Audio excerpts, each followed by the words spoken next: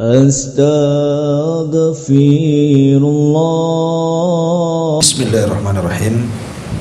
Assalamualaikum warahmatullahi wabarakatuh.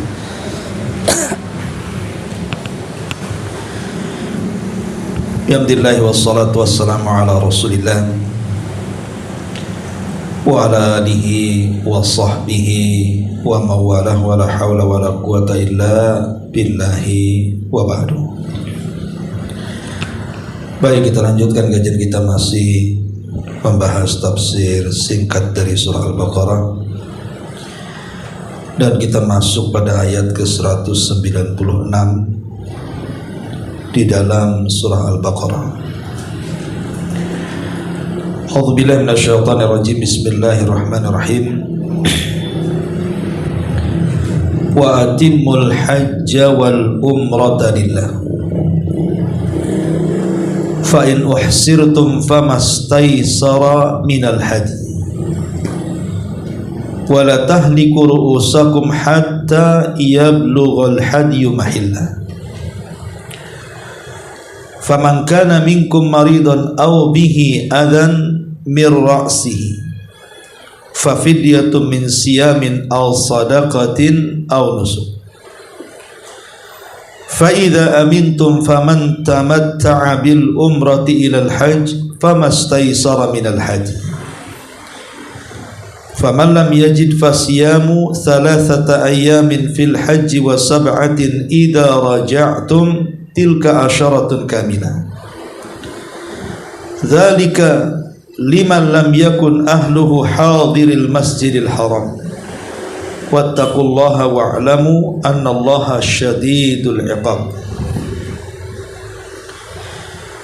Dan sempurnakanlah ibadah haji kalian dan umrah kalian karena Allah. Tetapi jika kalian terkepung oleh musuh, maka sembelihlah hewan hadiyu itu yang mudah didapat di antara kalian, dan jangan kamu mencukur kepalamu sebelum hadiyu sampai di tempat penyembelihannya.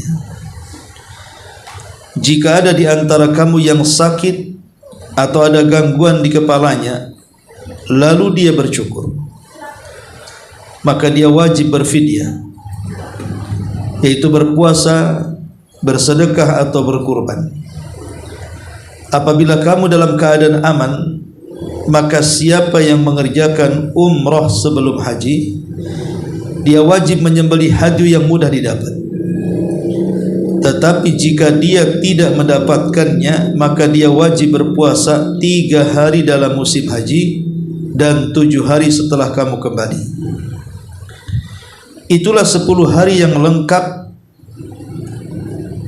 Demikian itu bagi orang-orang yang keluarganya tidak tinggal di sekitar Masjidil Haram.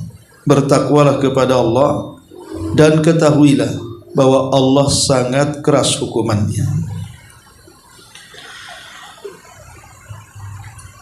Baik, masyarul muslimat yang dimuliakan Allah Subhanahu wa taala. Ayat ini bicara tentang 2 manasik. Pertama manasik haji dan juga manasik umrah. Dan sebagian para ulama berpendapat bahwa hukum umrah itu sama dengan haji, sama-sama wajib, 1 kali dalam seumur hidup. Karena di sini Allah Subhanahu wa taala menyebut kalimat umrah disebut 1 nafas dengan haji. Walaupun ada yang berpendapat, sebagian ulama yang lainnya, bahwa umrah sunnah, haji wajib. Tapi ada juga yang mengatakan haji dan umrah dua-duanya wajib. Allah Subhanahu wa taala mengatakan wa atimmu al-hajj wal umrata lillah. Sempurnakan hajimu dan umrahmu karena Allah Subhanahu wa taala. Apa makna kalimat sempurnakan dalam ayat ini? Sebagian para ulama mengatakan maksudnya kalimat sempurnakan itu menyempurnakan dalam keikhlasan.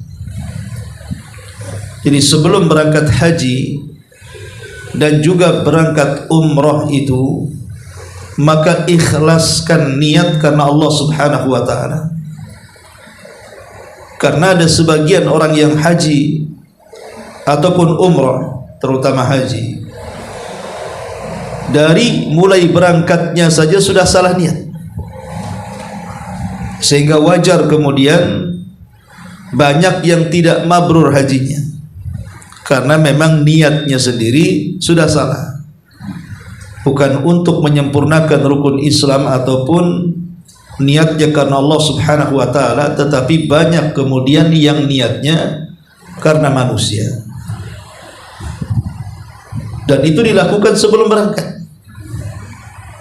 Lihat acara-acara besar sebelum berangkat pesta haji, mengundang seluruh manusia yang ada di daerahnya supaya orang tahu dia akan pergi haji.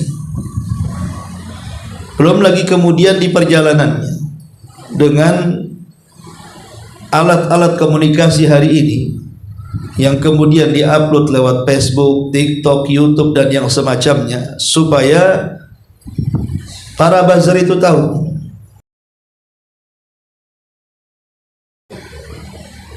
Belum lagi kemudian ketika sampai di Mekah, saat pelaksanaan manasik sekalipun, saat tawaf, umrah, sa'i, lempar jumrah, sampai kepada mabit, sampai ke tinggal di Mina, semua tidak lepas daripada riya.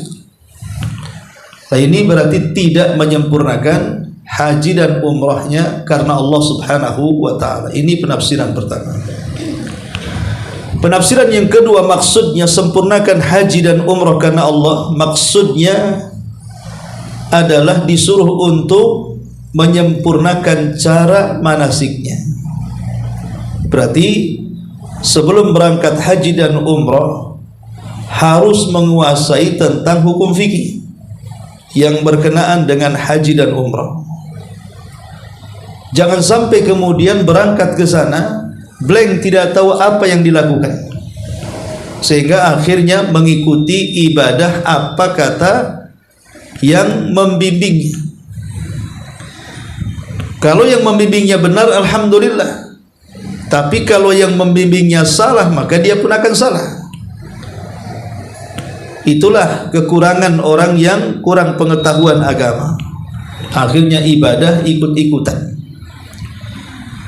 Jadi maksudnya menyempurnakan haji dan umrah karena Allah, artinya kita sebelum berangkat itu sempurnakan ilmu pengetahuan tentang manasik haji dan umrah, supaya kalau kita tersesat, ketinggalan pembimbing, maka kita bisa melaksanakan secara mandiri. Karena banyak kemudian orang yang lepas kendali saat dibimbing, entah pembimbingnya kemana, dia pula kemana. Karena yang namanya orang ramai, jangan lagi haji, umrah saja terkadang terpisah jalan tuh, karena saking orang banyak berdesak-desakan, dorong-dorongan, akhirnya terpisah. Padahal sudah berusaha mempagar batasi dengan jamaahnya. Lah kalau terpisah seperti ini kan susah jadinya. Tapi kalau orang punya ilmu pengetahuan tentang manasik haji dan umrah, mau terpisah dengan rombongan pun dia bisa menyempurnakan haji dan umrahnya. Ini penafsiran yang kedua. Penafsiran yang ketiga, maksudnya sempurnakan haji dan umrah itu, maksudnya ibadah haji dan umrah itu sekali masuk ke dalam manasik, maka tidak boleh diputus di tengah jalan, harus dilakukan sampai selesai. Jadi maksudnya menyempurnakan haji dan umrah tidak boleh memutus di tengah jalan. Tiba-tiba ada keperluan, diputus setengah jalan kemudian pulang, nggak boleh. Jadi kalau sudah masuk ke dalam manasik, tidak boleh ditinggalkan kecuali setelah diselesaikan manasiknya. Itulah arti sempurnakan haji dan umrah karena Allah Subhanahu wa ta'ala. Ma'asyiral muslimat yang dimuliakan Allah Subhanahu wa ta'ala, kalimat lillah, haji dan umrah dilakukan karena Allah Subhanahu wa ta'ala, menunjukkan bahwa haji dan umrah itu sebuah ibadah. yang tidak boleh diberikan kecuali kepada Allah. Karena dahulu di masa jahiliyah, orang-orang jahiliyah mereka juga haji sama dengan kita, tetapi haji mereka itu diperuntukkan untuk berhala-berhala. Bahkan berhala yang paling besar yang diletakkan di tengah Ka'bah namanya Hubal, itu disembah oleh para jemaah haji di masa jahiliyah. Namun setelah datang Islam, maka seluruh berhala di sekitar Ka'bah dirobohkan, dihancurkan dan ditumbangkan. Sehingga murni orang yang haji bukan untuk berhala, tetapi diperuntukkan untuk Allah Subhanahu wa ta'ala. Wa atimmul hajja wal umrata lillah. Kemudian Allah mengatakan fa in uhsirtum, kalau kalian dikepung saat haji, kalian dikepung. Pengepungan ini ada dua macam. Pertama, dikepung oleh musuh sehingga tidak bisa menyempurnakan hajinya. Dan dalam sejarah dicatat ada beberapa musuh yang pernah menjadikan jemaah haji tidak bisa melaksanakan hajinya. Pertama, saat penyerangan Hajjaj ibn Yusuf al-Thaqafi di masa pemerintahan Abdullah ibn Zubair, di mana dia menyerang Mekah, dan ketika itu di musim haji sehingga haji terhenti. Kemudian yang kedua, penyerangan orang-orang Syiah Qaramitah yang pernah mencuri Hajar Aswad selama 20 tahun dibawa ke Bahrain, ke negaranya. Dan setelah banyak musibah, akhirnya dikembalikan Hajar Aswad itu ke tempatnya. Lah, penyerangan orang-orang Syiah Qaramitah di zaman itu sampai banyak jemaah haji yang mati. Bahkan bangkainya diletakkan di sumur Zam-Zam, dan darah itu menetes di mana-mana, sampai orang yang berusaha melindungi ke kiswah Ka'bah pun tidak lepas, kemudian dibantai, sehingga ribuan jemaah haji banyak yang mati. Kemudian dicungkil Hajar Aswad dan dibawa ke negaranya. Lah, ini juga pengepungan, sehingga orang yang sedang haji akhirnya tidak bisa melaksanakan hajinya. Kemudian yang ketiga, kisah Juhaimah. Ma'ruf kisah Juhaimah, orang yang mengaku Imam Mahdi saat melaksanakan haji, dan ini baru-baru saja. Akhirnya kemudian terjadi pembantaian di dalam Masjidil Haram. Terpaksa pemerintah mengerahkan banyak pasukan dari udara, tank-tank, pasukan angkatan darat dan angkatan-angkatan yang lainnya mengepung Masjidil Haram. Karena terpaksa, karena ketika itu fitnah Juhaimah ini memang sangat dahsyat sekali, sehingga banyak jemaah haji yang mati. Nah, ini kan terjadi pengepungan namanya ya, sehingga jemaah haji tidak bisa melaksanakan hajinya, terputus di tengah jalan. Atau maksudnya uhsirtum, pengepungan di sini maksudnya terhalang hajinya, sehingga tidak bisa melanjutkan hajinya karena sakit atau karena kecelakaan, atau karena tidak punya tasrih. Kalau sekarang kan orang yang tidak punya tasrih kan tidak bisa masuk ke Arafah, sehingga mereka ditangkap oleh kerajaan kemudian diasingkan, nunggu deportasi. Itu juga salah satu penghalang tidak bisa menyempurnakan haji. Lah, kalau kondisinya seperti ini, kan Allah mengatakan kalau orang sudah masuk manasik haji tidak boleh dihentikan di tengah jalan. Tetapi masalahnya di sana ada yang menghentikannya, seperti adanya pengepungan musuh atau karena sakit sehingga tidak bisa menyempurnakan hajinya. Lalu apa yang dilakukan? Maka Allah Subhanahu wa taala mengatakan famastaisara minal hadi. Famastaisara minal hadi. Maka kalau memang terjadi seperti itu, terhalang oleh musuh atau terhalang karena sakit, maka sembelihlah korban yang mudah didapat. Sebagian ulama mengatakan bahwa asbab nuzul ayat ini, surah Al-Baqarah 196 ini adalah Jadi Nabi SAW pernah melaksanakan haji pertama pada tahun 7 Hijriah. Setelah melaksanakan 3 peperangan besar dalam Islam, Badar, kemudian Uhud, dan juga perang Ahzab. Maka Nabi SAW dengan 1.400 lebih pasukan kemudian berangkat melaksanakan umroh perdana. Pertama kali Rasul sejak hijrah dari Mekah ke Madinah tahun ke-7 Hijriah, Rasul membawa 1.400 orang untuk berangkat umrah. Tapi masalahnya di perbatasan haram mereka dihadang oleh orang-orang Quraisy, tidak boleh masuk, dan mengancam kalau seandainya mereka berani memasuki tanah haram dan melaksanakan umrah maka akan terjadi peperangan. Akhirnya Rasul melihat maslahat, karena ini bicara soal pertumpahan darah, Nabi SAW kemudian tidak langsung masuk, justru berhenti di perbatasan itu. Kemudian terjadi dialog antara kubu Nabi SAW dengan kubu orang Quraisy, sampailah akhirnya terjadi perjanjian yang disebut dengan perjanjian Hudaybiyah. Walaupun bulir-bulirnya lebih menguntungkan orang Quraisy dan kebanyakan merugikan kaum muslimin. Lah di antara perjanjian itu isinya bahwa Rasul boleh umroh, tapi jangan tahun ini, tapi tahun depan, yang disebut dengan umroh qadha nantinya, tahun depan.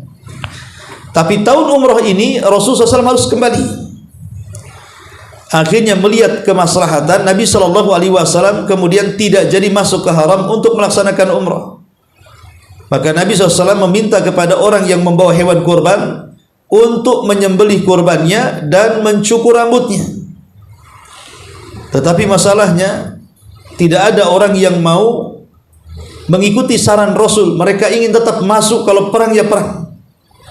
Sehingga Nabi sedih kenapa para sahabat tidak menuruti kata-katanya. Akhirnya kemudian Ummu Salamah yang ketika itu mengikuti Nabi SAW untuk umrah memberikan saran dan mengatakan, sebaiknya engkau contohkan saja, kau sembelih sembelihanmu, kau cukur rambutmu di hadapan para sahabat, tanpa harus kau perintahkan mereka.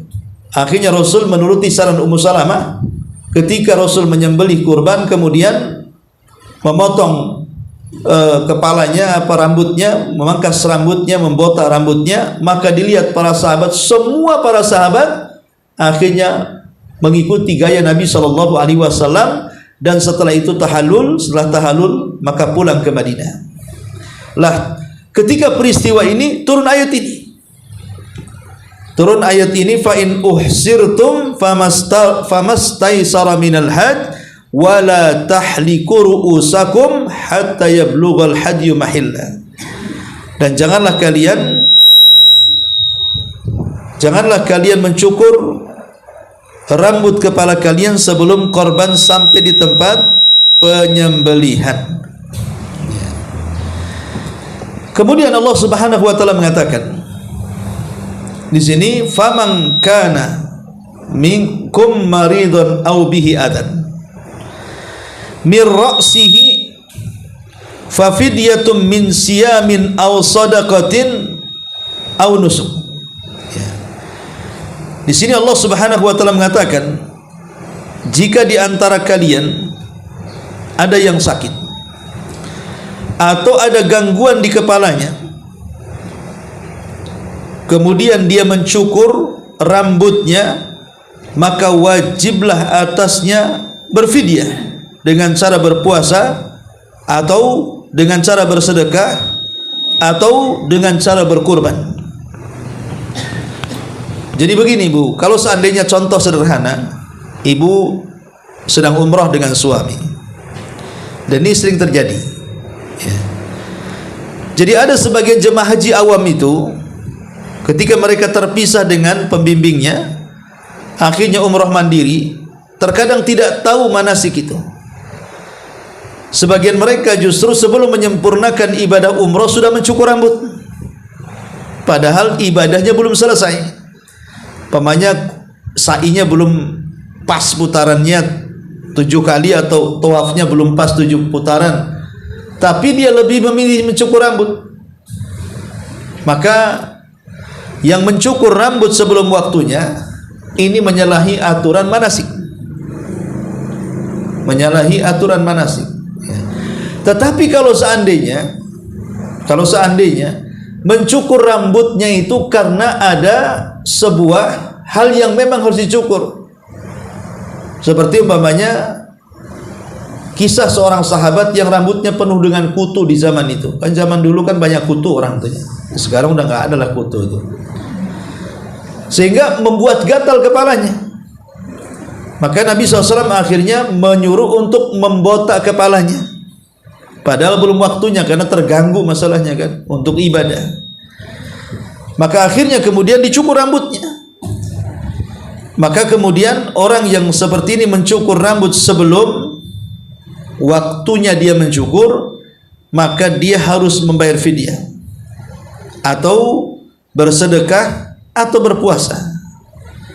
Jadi tidak masalah karena memang ada penyakit terpaksa mencukur rambut, tetapi setelah itu dia harus membayar dengan 3 pilihan: boleh berpuasa, boleh bersedekah, boleh berkurban. Karena begini, di zaman Nabi SAW ada seorang sahabiah namanya Dhoba'ah bintu Zubair ibn Abdul Muttalib.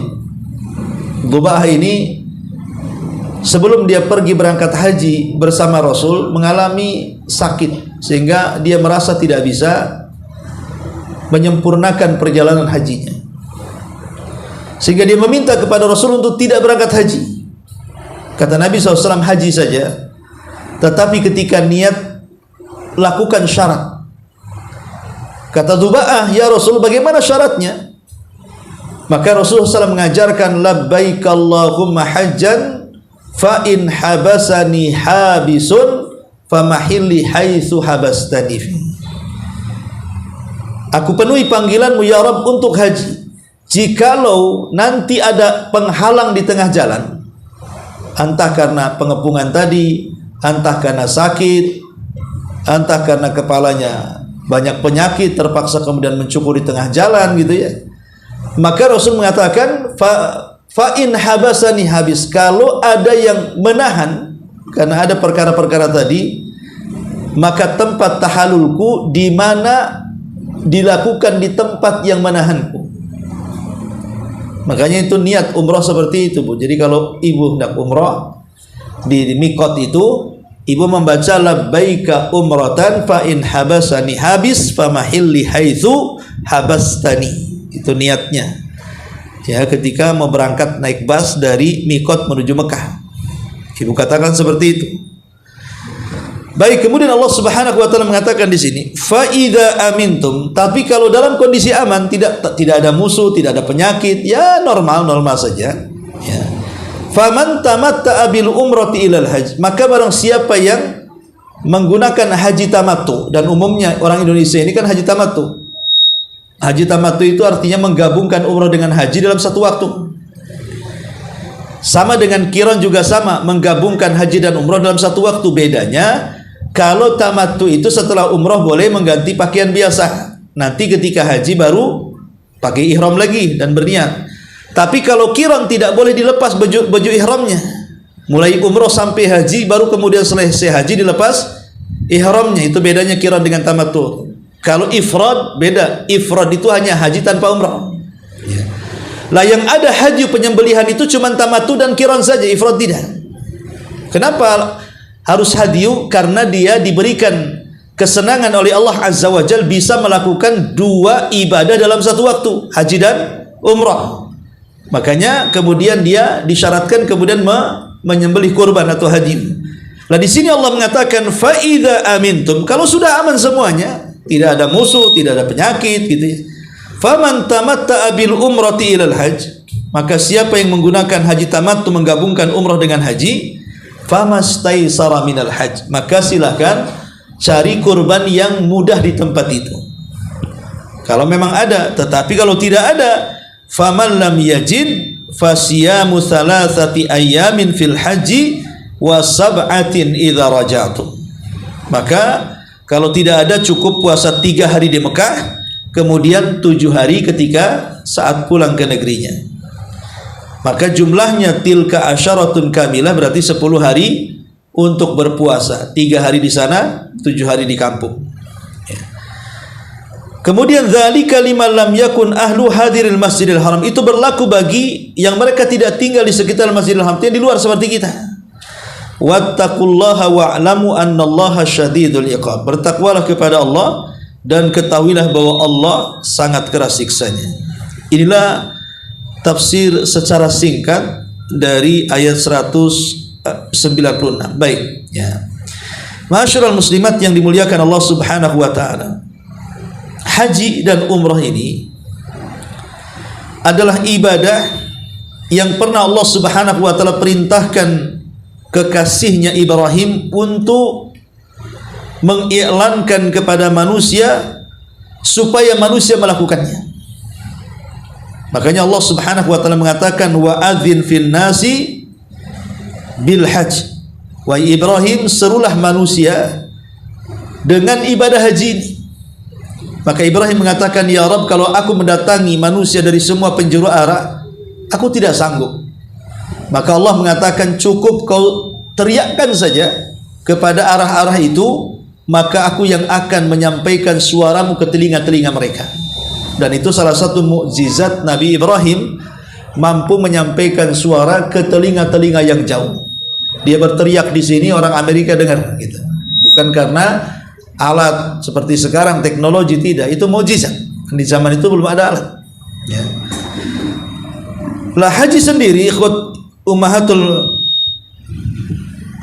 ma'asyiral ummahat yang dimuliakan Allah Subhanahu wa taala, ada beberapa faidah ataupun fadilah yang ingin saya jelaskan. Pertama, ibadah haji ini bisa menggugurkan dosa yang dilakukan sebelum haji.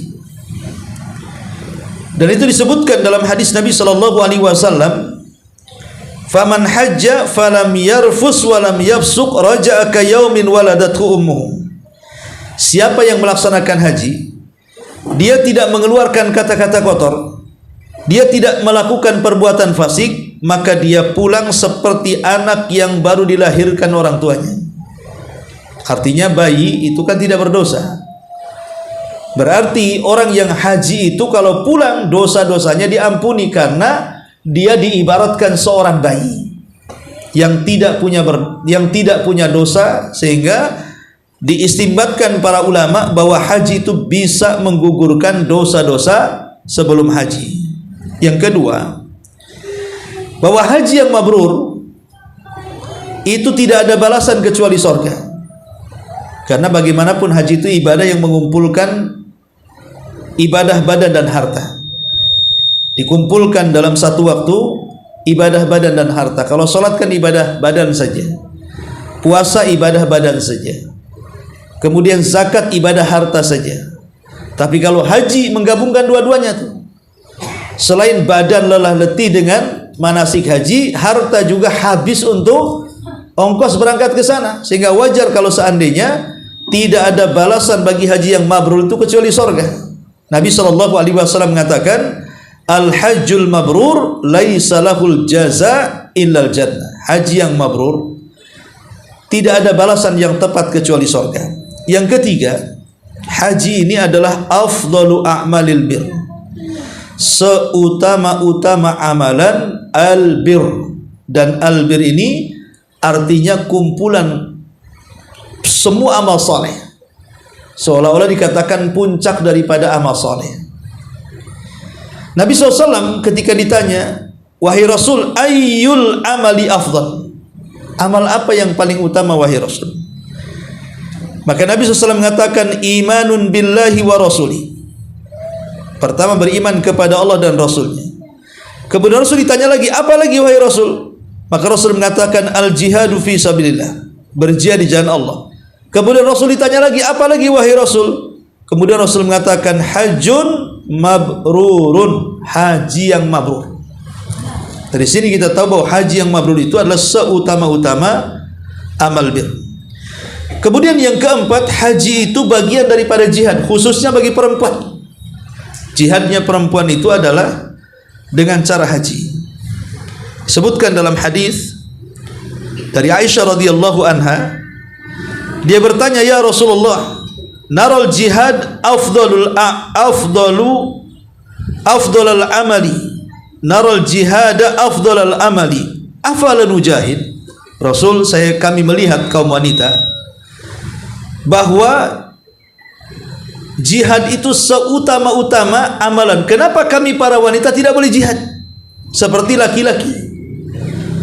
Maka Nabi SAW mengatakan kepada Aisyah radhiyallahu anha, lakin afdalul jihad hajjun mabrur. Tetapi seutama-utama jihad bagi wanita adalah menjadi haji yang mabrur. Jadi haji itu bagian daripada jihad, terkhusus untuk para wanita. Kemudian yang kelima, bahwa haji dan umrah sendiri adalah sebab di antara sebab-sebab kekayaan, dan sebab-sebab akan dilipat gandakannya nafkah yang sudah dihabiskannya untuk berangkat haji. Dari sini kita tahu tidak perlu seseorang itu merasa khawatir dengan biaya yang sudah dikeluarkan untuk haji atau umrah, nanti Allah ganti, seolah-olah seperti itu. Kenapa Nabi SAW mengatakan tabi'u bainal haji wal umrah fa innahuma yanfiyanil faqra wa dhunub. Ikutilah haji dan umrah karena keduanya bisa meniadakan kefakiran, ya. Jadi kedua-duanya bisa menghilangkan kefakiran. Kemudian yang keenam, haji itu juga barang siapa yang haji fi dhamanillahi wa hifdi, orang yang haji atau umrah, maka sesungguhnya dia berada dalam perlindungan dan penjagaan Allah. Jangan takut, walaupun Mekah jauh 8 jam lewat pesawat, kalau dulu bisa berbulan-bulan baru sampai kan. Tapi bahwa orang yang haji berangkat ke sana itu mereka sedang dilindungi Allah Subhanahu wa taala. Rasul mengatakan salasun fi dhimanillahi azza wajal, 3 orang yang akan mendapatkan perlindungan Allah. Pertama, rajulun kharaja ila masjidin min masajidillah, seseorang yang keluar menuju masjid dari masjid-masjid Allah. Yang kedua, wa rajulun kharaja ghazian fi sabilillah, seorang laki-laki yang berperang di jalan Allah. Kemudian yang ketiga, wa rajulun kharaja hajjan, dan seseorang yang keluar dalam rangka melaksanakan haji. Maka 3 orang ini berada dalam lindungan Allah Subhanahu wa taala. Kemudian juga haji dan umrah ini sebenarnya mereka adalah tamu-tamu Allah Subhanahu wa taala. Nabi SAW mengatakan dalam sebuah hadis, al-ghazi fi sabilillah wal haji wal mu'tamir wafdullahi ta'ala da'ahum fa'ajabu wa sa'aluhu fa'atahum. Orang yang berperang di jalan Allah dan orang yang haji dan umrah karena Allah, mereka adalah tamu-tamu Allah. Allah mengundang mereka, mereka pun datang. Mereka meminta sesuatu kepada Allah, Allah pun akan beri permintaan mereka. Karena kalau sudah di Mekah, banyak tempat-tempat yang mustajab, banyak tempat-tempat dan waktu-waktu yang sangat mustajab, sehingga orang-orang yang haji itu doa-doa mereka akan mudah untuk diijabah Allah Subhanahu wa ta'ala, ya. Kemudian juga orang yang haji itu dia telah menyempurnakan Islamnya. Orang yang haji berarti dia telah menyempurnakan Islamnya. Karena kalau sholat, puasa, zakat, syahadat itu semua orang bisa melakukannya. Tapi kalau haji kan tidak semua orang bisa melakukannya, karena harus ada kesehatan dan biaya banyak. Sehingga orang yang mampu melaksanakan haji, maka mereka telah menyempurnakan keislamannya.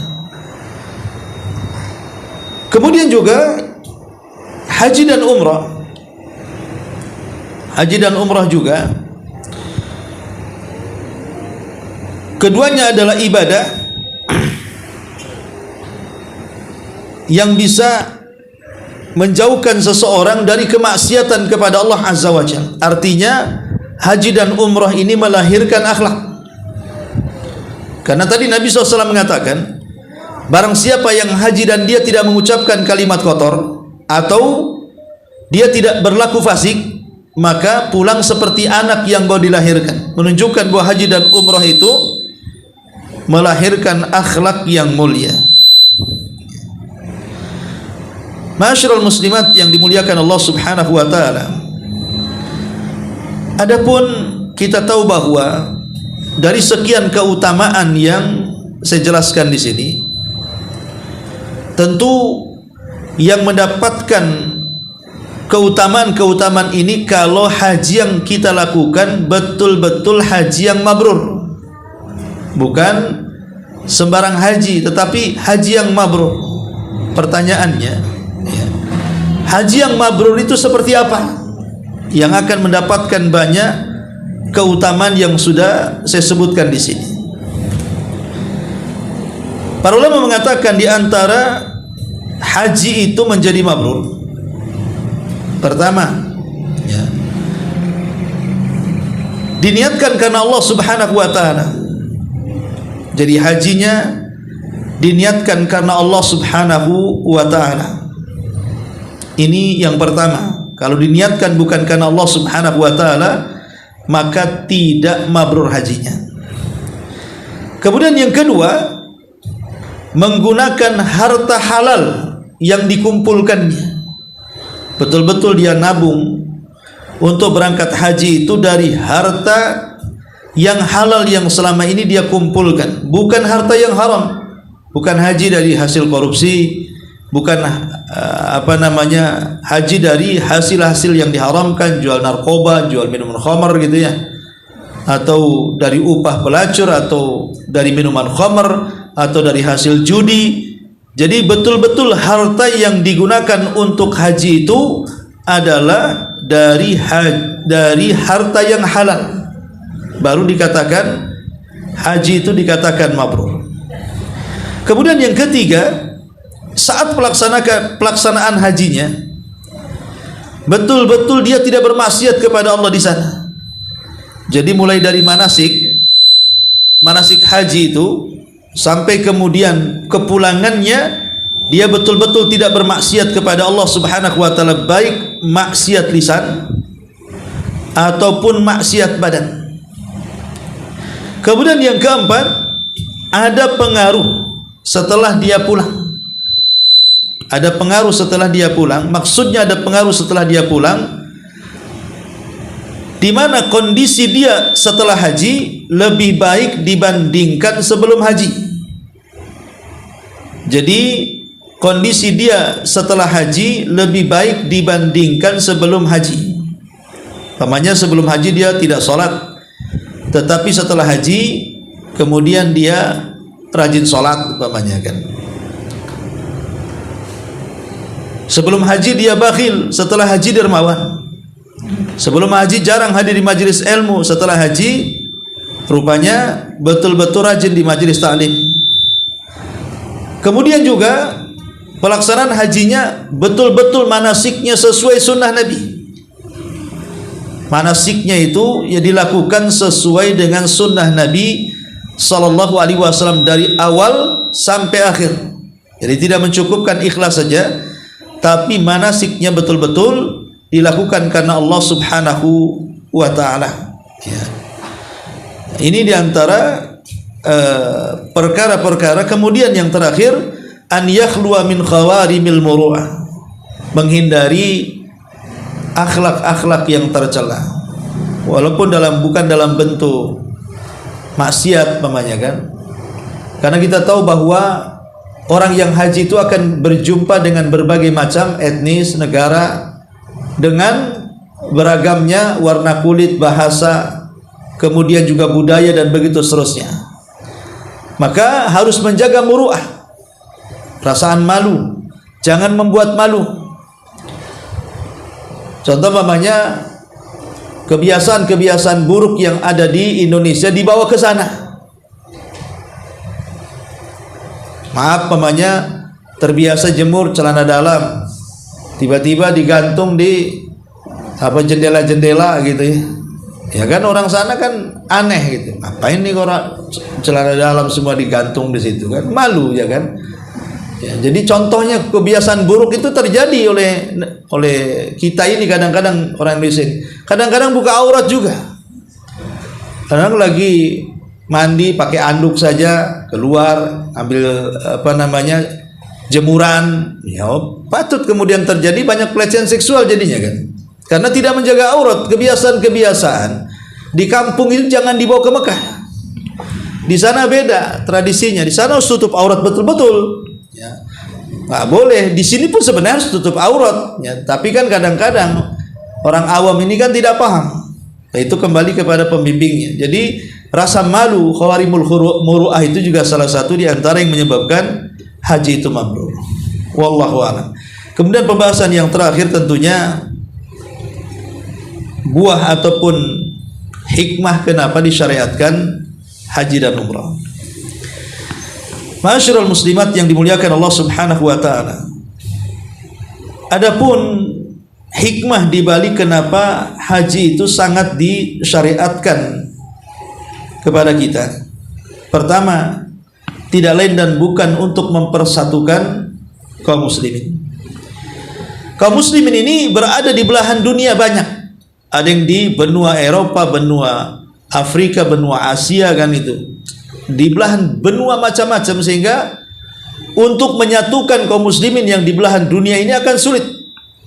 Tapi dengan adanya manasik haji, semua templek di Mekah. Dan itu menunjukkan apa? Persatuan kaum muslimin.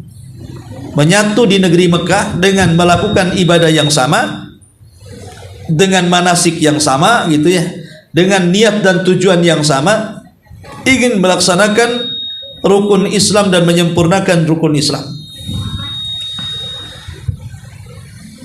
Ini diantara hikmah dibandingkan haji. Kemudian hikmah dari manasik haji sendiri itu banyak. Pertama, ketika seseorang menggunakan pakaian ihram. Apa maksudnya? Kita tahu bahwa pakaian ihram itu memiliki kesamaan dengan kafan.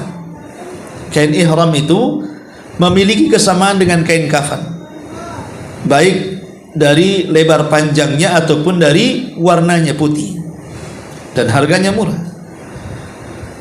Sehingga ketika seseorang memakai kain ihram, berarti diingatkan kita dengan kematian, diingatkan dengan kematian. Sehingga ketika kita ingat mati, makanya dia akan lebih benar-benar melakukan ibadah haji, takut tidak diterima. Kemudian yang kedua, talbiyah. Labbaik Allahumma labbaik. Ya Allah, aku penuhi panggilanmu. Ya Allah, aku penuhi panggilanmu. Tidak syak lagi bahwa ini adalah seruan. Ini adalah seruan tauhid. Seruan tauhid di mana kita disuruh oleh Allah Subhanahu wa taala untuk hanya mentauhidkan Allah dengan menyebut talbiyah ini. Dalam rangka menyelisih orang-orang musyrik yang dahulu bertalbiyah memanggil berhala-berhala mereka, maka Islam datang mengganti dengan panggilan hanya kepada Allah Subhanahu wa taala. Kemudian tawaf. Tawaf 7 putaran itu. Maka tawaf di sini juga di antara hikmahnya banyak sekali. Karena dia tawaf itu dilakukan di tempat di mana bumi pertama diibadahi oleh manusia. Bumi pertama diibadahi manusia itu ya di Ka'bah itu, oleh Adam alaihi salatu wassalam. Berarti kita sedang tawaf itu di tempat di mana bumi pertama diibadahi oleh Nabi Adam. Di tempat tawaf itulah buminya. Dan kita tahu bahwa tawaf sendiri oleh sebagian para ulama, khusus bagi laki-laki yang menggunakan ihram, mereka harus idba, menampakkan bahu kanan dan menyembunyikan bahu kiri. Makanya di selendangnya kan di bawah ketiak, biar bahu kanannya nampak. Apa hikmahnya? Dulu memang di zaman Rasul, orang-orang jahiliyah itu mereka menganggap bahwa setelah hijrahnya Rasul dari Mekah ke Madinah, mereka lemah. Karena Madinah terkenal sarangnya wabah. Makanya ayahanda Rasul pun meninggal karena wabah. Jadi Madinah itu terkenal oleh Mekah itu serem, itu negeri wabah. Jadi sangkanya Rasul dan para sahabat itu makin lemah karena di sana negeri wabah. Rasul ingin menunjukkan kekuatannya bahwa Rasul dan para sahabat tidak lemah sama sekali fisiknya, justru makin kuat. Makanya Rasul ingin menampakkan kekuatan dengan menampakkan bahu sebelah kanan. Ingat binaraga itu kalau menampakkan kekuatan kan seperti ini kan, ditampakkan otot bahunya, ya. Makanya diselendangkan supaya orang musyrik tahu bahwa lihat otot kami tidak lemah. Kemudian di putaran pertama, kedua dan ketiga itu kan ada lari-lari kecil, ya. Baru kemudian putaran keempat, kelima, keenam, ketujuh baru biasa. Tapi 3 putaran pertama itu lari-lari kecil. Untuk apa? Ya untuk idharul quwah juga, untuk menampakkan kekuatan. Sama lah tentara itu kalau menampakkan kekuatan kalau lari kecil kan. Tetapi tentu karena di masa itu kan tidak aman dengan menampakkan kekuatan, musuh jadi gentar gitu maksudnya ya. Tapi kan sekarang di sana tidak ada musuh. Tapi kenapa kemudian masih dilakukan? Ini pernah ditanyakan kepada Umar. Maka Umar mengatakan, tapi ini sunnah. Rasul melakukannya seperti itu, ya sudah kita lakukan. Walaupun ilatnya sudah nggak ada gitu ya, tapi tetap dilakukan bagi laki-laki harus menampakkan bahu sebelah kanan dan lari-lari kecil di putaran pertama, kedua dan yang ketiga. Kemudian mencium hajar aswad. Mencium hajar aswad pun bukan berarti kemudian kita menganggap hajar aswad itu batu ajaib, batu sakti, batu yang mendatangkan manfaat dan madarat. Tidak, batu itu hanya seonggok batu saja. Dia tidak bisa mendatangkan manfaat dan madarat. Memang dulunya itu batu dari sorga, warnanya putih, tapi karena kesyirikan penduduk Mekah jadi hitam, maka disebut hajar aswad. Lah Nabi SAW ketika tawaf selalu mencium batu itu.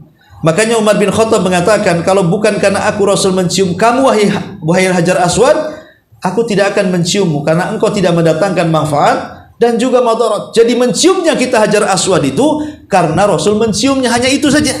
Jangan diyakini macam-macam. Walaupun itu batu dari sorga, jangan diyakini macam-macam. Ya, apalagi batu-batu selain hajar aswad seperti batu petirnya Ponari umpamanya.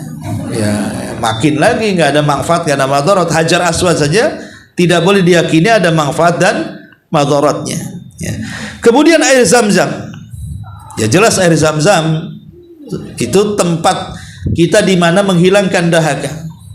Dan itulah memang gudangnya Zam-Zam.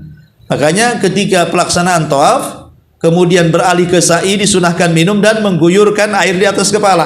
Air Zam-Zamnya, minum sepuasnya, baru ambil 1 gelas, guyurkan di atas kepalanya sini. Baru kemudian masuk ke area sa'i. Ya, jadi di sana memang tempat Zam-Zam, dan Zam-Zam itu boleh diminum dalam kondisi berdiri. Nabi SAW mengatakan, ma'u Zam-Zam lima syuribalahu. Air Zam-Zam itu adalah air yang kalau diminum bisa mengabulkan setiap niat peminumnya. Maka sebelum minum berdoa, kemudian minum, supaya doa-doa kita diijabah. Kemudian sa'i antara Safa dan Marwah. Sa'i antara Safa dan Marwah ini juga mengingatkan kesedihan kepada Hajar yang ketika itu mencari air, bahwa seorang itu harus berusaha. Ya, kemudian juga wukuf di Arafah. Di situ tempat yang paling menentukan sah dan tidaknya pelaksanaan ibadah haji dan begitu seterusnya. Cuman bedanya kalau umroh itu tidak keluar dari Masjidil Haram, tapi kalau haji itu keluar sampai ke Mina dan Muzdalifah dan sekitarnya. Wallahu alam. Ini diantara tafsir singkat dari surah Al-Baqarah 196. Baik, sampai di sini. Sebelum saya tutup, silakan kalian bertanya. Assalamualaikum warahmatullahi wabarakatuh. Waalaikumsalam. Jazakallah khair Ustaz atas paparan ilmunya. Semoga kami semua yang berada di sini bisa mendapatkan bahan ilmu yang bermanfaat untuk kami baik di dunia maupun di akhirat kami ya rabbal alamin. Sedikit pertanyaan Ustaz. Ini ada 3 rangkuman pertanyaan. Pertanyaan pertama yang kami ajukan dulu. Tadi Ustaz menyebutkan dari fadilah haji dan umrah, yaitu orang yang mendapat penjagaan dari Allah Subhanahu wa Ta'ala, di mana ada 3 orang yang mendapat penjagaan, yaitu orang yang keluar menuju masjid dan perang di jalan Allah, dan orang yang berhaji. Yang ingin ditanyakan di sini oleh penanya adalah apa penjagaan Allah? Seperti apa penjagaan Allah? Itu yang ingin beliau tanyakan, Ustaz. Ya, alhamdulillah. Tentu kalau dikatakan penjagaan berarti dari setiap keburukan yang akan menimpanya. Apalagi orang yang haji. Mekah sendiri secara hissi dan maknawi dijaga oleh Allah. Maka siapa yang memasukinya akan dijaga oleh Allah. Secara hissi, waktu penyerangan Abraha dijaga oleh Allah, dikirim burung ababil. Ya. Kemudian secara maknawi, orang-orang yang masuk ke sana, ke Mekah sana, maka tidak ada yang bisa menyakitinya. Bagi yang niatnya betul-betul karena Allah ya, niatnya itu betul-betul karena. Kalau mau niat maksiat di Mekah pun bisa. Kalau niat maksiat. Ya, saya teringat perkataan Buya Hamka. Saya terbaca dalam artikelnya itu. Ketika dia berdakwah ke Eropa sana. Kemudian sepulangnya dari Eropa ditanya, Buya, apakah di Eropa itu engkau melihat ada tempat-tempat maksiat? Karena terkenal Barat negara maksiat kan gitu. Entah lokalisasi, bar, tempat judi dan yang semacamnya. Kata Buya, dia mengatakan, selama aku di sana aku tidak melihat tempat-tempat maksiat itu. Si penaik mengatakan, bukankah di sana negeri maksiat? Maka kata Buya, maksiat itu ada di mana saja. Kalau kita niatnya memang mencari maksiat, serapat-rapatnya maksiat pasti akan didapatinya. Walaupun itu ada di Mekah.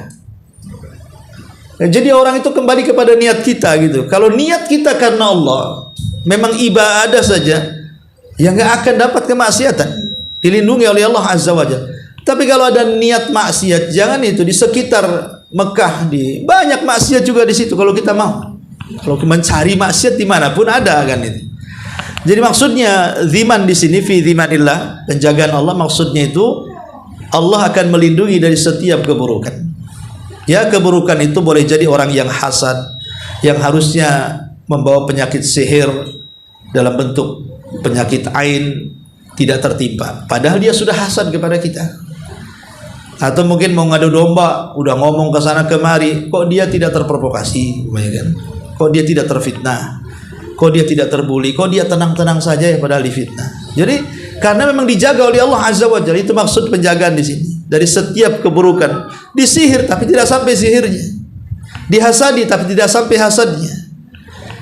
Walaupun pamannya dia mungkin sampai sihirnya tapi tidak membahayakan, terselamatkan jiwanya, dan begitu seterusnya. Jadi maksudnya penjagaan itu dari setiap keburukan. Wallahu a'lam.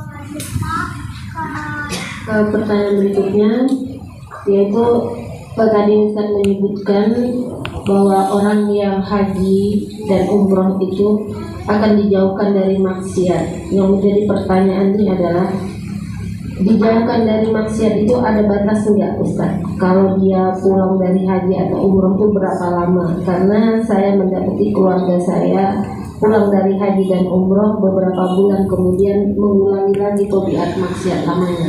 Ya, itu karena dia tidak menjadi haji yang mabrur. Kalau hajinya lillah karena Allah, pasti dia akan menjadi haji yang mabrur. Haji yang mabrur salah satu alamatnya adalah tidak maksiat. Dia akan berbuat baik, lebih baik daripada sebelum haji. Itu syaratnya. Lah terkadang ada orang-orang yang kalau sudah kaya kemudian disuruh haji ketakutan. Saya belum siap.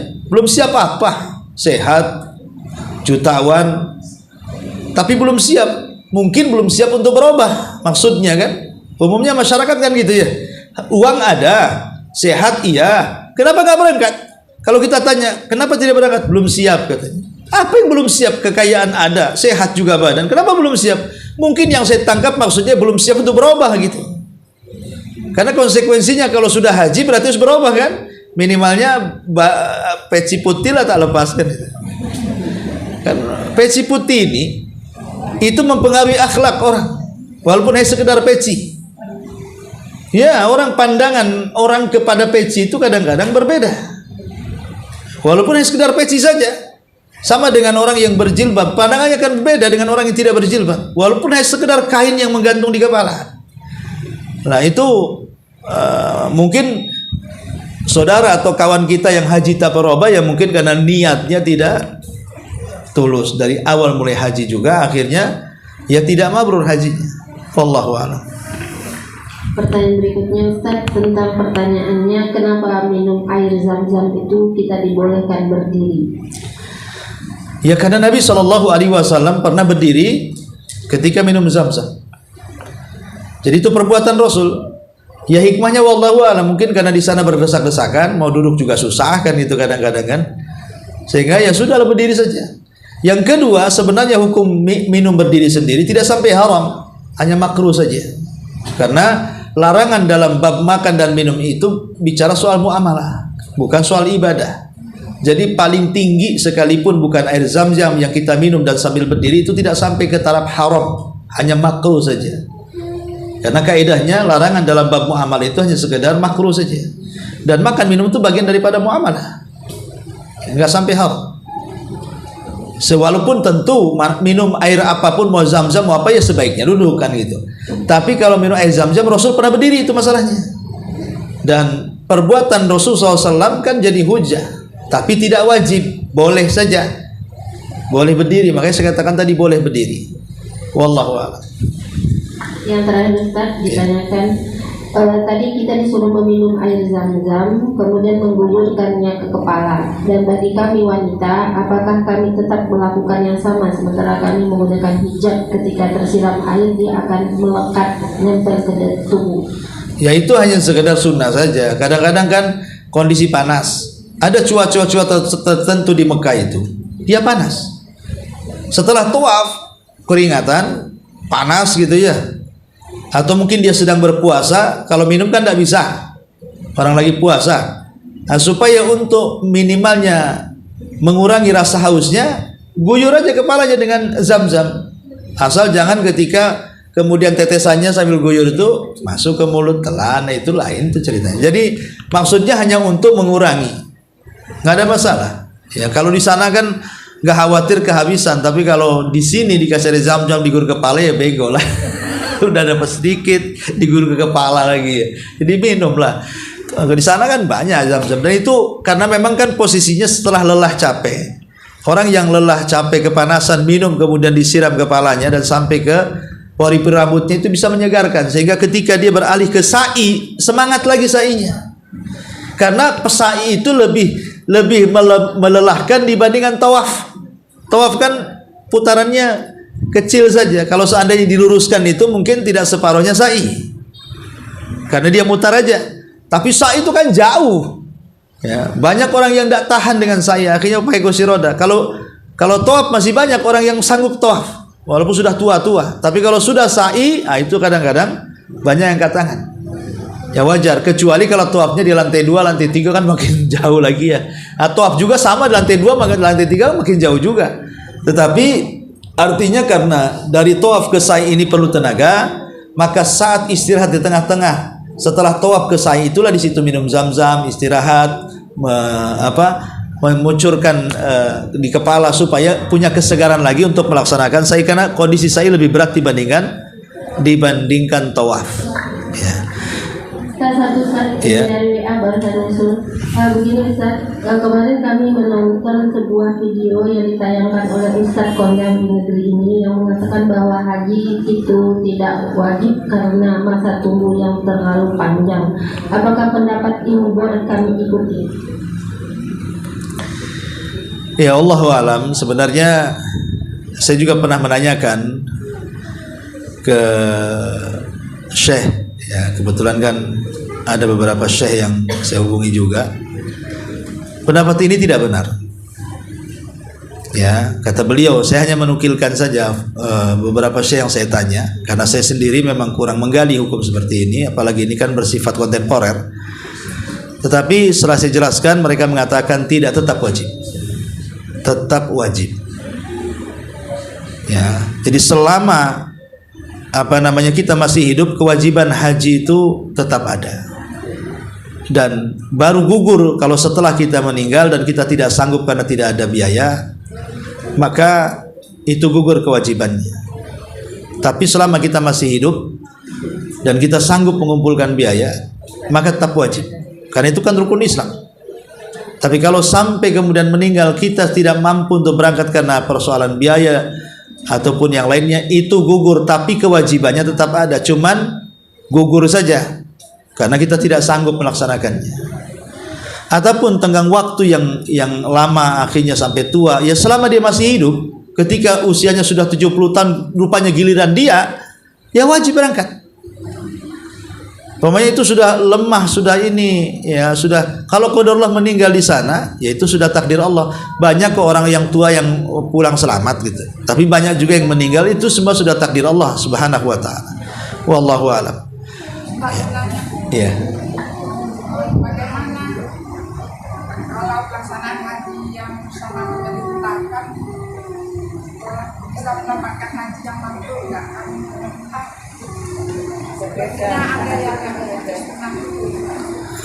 Iya, makanya tadi di antara makna wa atimul hajja wal umrata lillah itu artinya sebelum berangkat sempurnakan haji dan umrah dengan ilmu pengetahuan. Jadi belajar dulu sebelum berangkat, itu maksudnya. Supaya kalau nampak ada pembimbing yang nyeleneh, kita nggak ikut dia. Tapi karena kita ini tidak punya ilmu pengetahuan, akhirnya semua dianggap benar. Nah, itu maksudnya kan?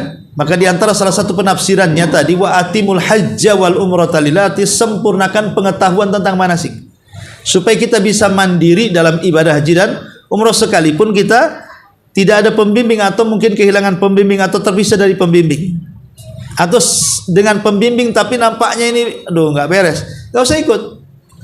Seperti contoh umpamanya ada pembimbing itu ngajari ketika manasik haji untuk ke daerah mana gitu ya, di situ diyakini berkahnya, ada sumur di Ji'ronah umpamanya.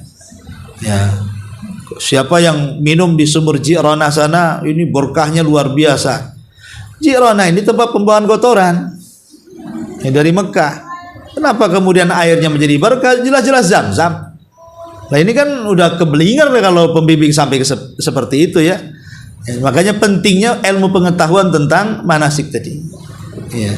Allahu a'lam. Ustaz, Iya. ini Ustaz contoh realnya. Misalnya waktu haji seharusnya kan sesudah tanggal 8 itu kita kan ke Mina dulu, 9 Arafah ya. Ya, sudah tuh baru ke Arafah besoknya. Tetapi pemerintah ke Mina, langsung ke Arafah. Nah, terus setelah dari Musdalifah, setelah melontar umrah, apa yang pertama umrah Akabah, itu kan kalau menurut sunnah harus tawaf dulu ke Mekah. Iya. Tapi pemerintah tidak. Fadhah ya. Nah, kita mau melaksanakan itu nggak ada kawan, nggak ada yang pokoknya nggak bisa gitu. Paham. Sebenarnya pemerintah itu dia hanya mengambil yang rukun-rukunnya saja. Dia yang rukun-rukunnya, yang sunnah-sunnahnya ditinggalkan. Sah sebenarnya haji yang dilakukan pemerintah kita ini sah. Karena apa? Kan tercukupi rukunnya.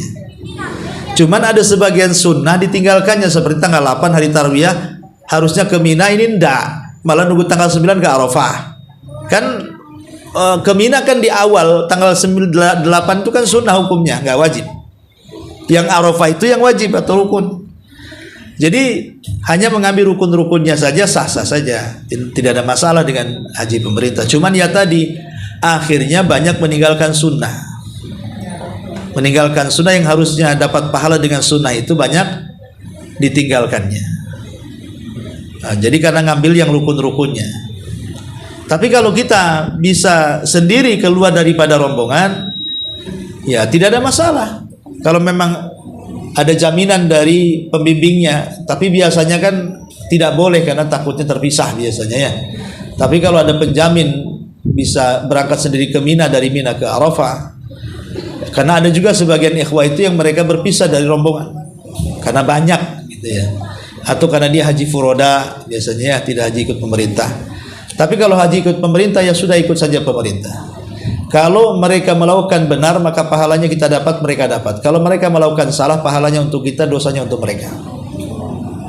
Itu saja ya. Wallahu a'lam.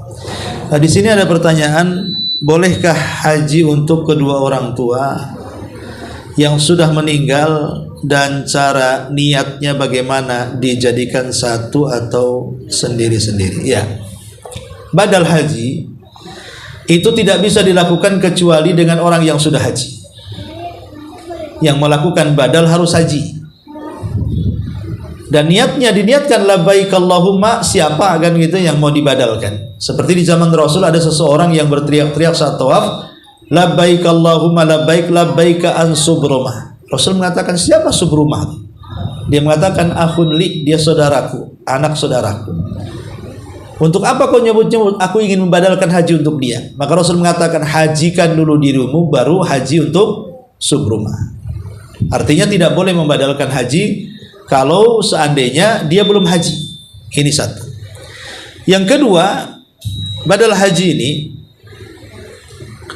dilakukan karena sebab macam-macam. Boleh jadi dia punya kesanggupan tapi tidak bisa berangkat karena sakit, uang banyak, sakit masalahnya, stroke atau apa kan, maka bisa dibadalkan.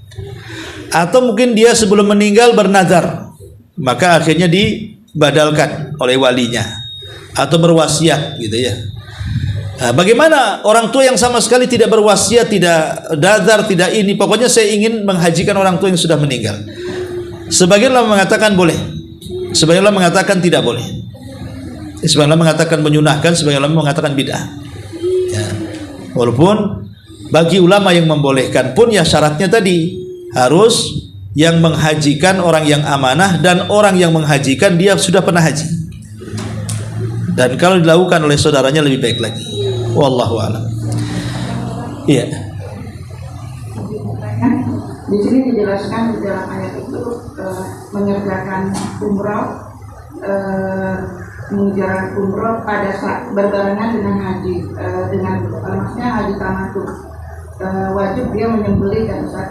Nah di sini ini juga kalau tidak dapat hewan penyembelihan, maka bisa diganti dengan berpuasa. Itu gimana puasanya? Iya, begini maksudnya, tamattu dan qiran itu kan menggabungkan haji dan umroh dalam satu waktu. Cuman bedanya saya katakan dari awal, kalau tamattu itu bisa melepaskan pakaian ihram, menggunakan pakaian biasa, nunggu musim haji baru pakai lagi ihramnya kan itu. Kalau qiran kan tidak boleh. Dia kemana-mana harus pakai ihram sampai mulai dari umroh sampai ke haji tidak boleh dilepas. Baru selesai haji baru dicabut. Lah sekarang pertanyaannya, apakah orang yang setelah dia menggunakan tamattu atau qiran, kalau ifrad kan tidak, yang menyembelih itu qiran dan tamattu saja, apakah ini wajib hukumnya? Lah ini jadi perselisihan ulama. Ada yang mengatakan yang wajib itu bagi yang sudah membawa hewan kurbannya. Yang wajib itu maksudnya yang membawa hewan kurban. Tapi yang tidak, maka tidak. Karena dari 1.400 para sahabat yang ketika tertahan umroh itu, tidak semua bawa hewan kurban, hanya sebagiannya saja. Kemudian juga kisah Dzuba'ah bintu Zubair yang kemudian kata Rasul, udah haji saja tapi syaratnya apa? Fa'in habasani habis famahilli haisu habastani fi. Tidak, di sini tidak ada kalimat harus dihadiu. Kalau seandainya ada halangan di tengah jalan atau begitu, tidak ada. Jadi kewajiban itu bagi yang membawa. Bagi yang membawa, bagi yang tidak membawa ada pilihan di sini. Ya, bisa sedekah, ya sedekah apa aja kita kasih sedekah di sana kan kepada fuqara Mekah gitu ya. Atau puasa 3 hari kan gitu ya. Atau dia beli kambing dibagi-bagikan kepada fuqara sana. Jadi itu ada pilihan. Tapi kan tidak wajib, kalaupun tidak dilakukan pun sah-sah saja. Wallahu a'lam. Saya kira sampai sini. Subhanallah bihamdika asyhadu an la ilaha illa anta astaghfiruka wa atubu ilaik. Allahu taala alam. Assalamualaikum warahmatullahi wabarakatuh.